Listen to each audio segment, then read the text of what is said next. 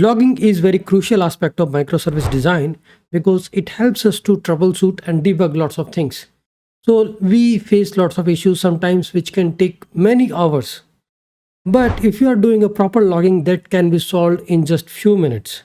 Using logging, you will know why your API is failing. Your API might be failing due to some database operation, database query, or while talking to some external microservice, or while doing a data validation. Some region or the other region, you will know that if you are doing a proper logging, you will get all these things inside your logs.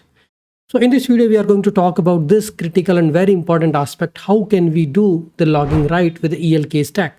So what are the key benefits of the microservice logging? It helps us to debug and troubleshoot.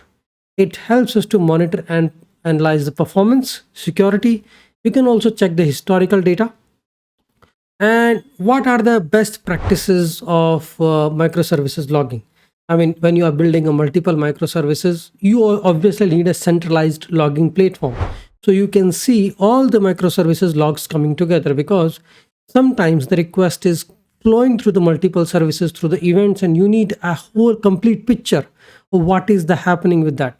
So for that, we need to have a correlation IDs. We need to have a log level based logging, like which particular log level you wanted to log. Structural logging, that means all the microservices should follow the basic common structure of logging the data. Sensitive data you should mask, like the personal information. And what are the popular tools which we are going to talk about? First of all, ELK, that is the agenda. Elasticsearch, Logstash, Kibana, and Beat, that is the platform we are going to talk about. Other platform for the logging is a Splunk, Datadog, New Relic. And if you are running your services on AWS and GCP, they might provide some CloudWatch like solution where you can centralize the logging. I mean, CloudWatch is not centralized. If you are using Lambda, you will have the CloudWatch attached to your Lambdas and your services. If you are deploying it on your container or EC2 instance, you will get the logs on the file-based logs or on the console.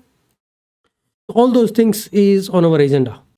So recently, after completing the Grafana, Prometheus, and this NestJS Kafka series, this is my third series, which is going to be interesting again.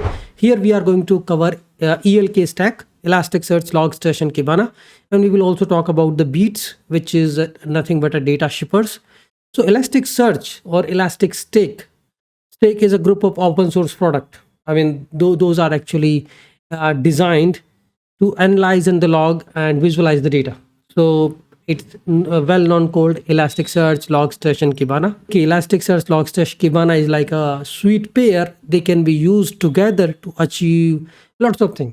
Elasticsearch is an independent tool that can be used without Logstash and Kibana. Logstash, it actually used for centralized logging and log enrichment. It uses this extract, transfer, load tool that transform the data and process the data through Elasticsearch, right? Elasticsearch, very popular search platform, right? If you remember, it's not something new. It's there since last 20 years and still popular for the text-based search, for the token-based search. I mean, I have used. Now, in this whole playlist, what we are going to cover is, we are going to talk about how Elasticsearch can help us. So we will talk about ELK stack, where we are going to deal with the logging, microservices logging, where we have Elasticsearch, Logstash, Kibana. That's the thing.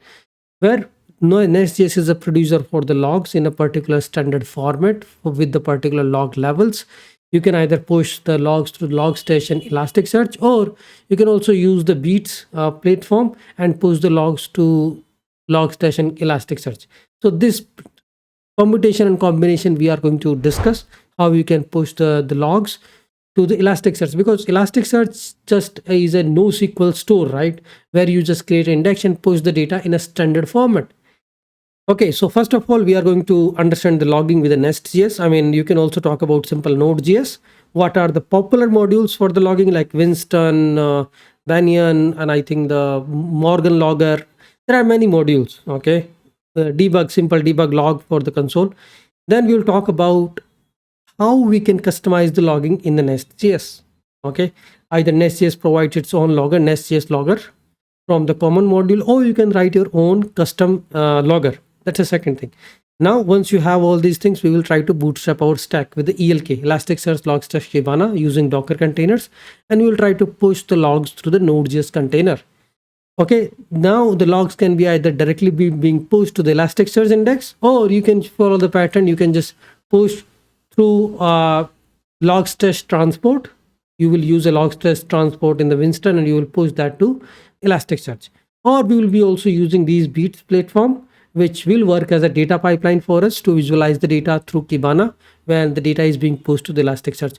So lots of new things, lots of learning, and I'm going to segregate it into multiple sections because I cannot make a big bulky video. These will be separate sections, and I will be keep adding them in this playlist. Okay, thanks everyone. Thanks for watching.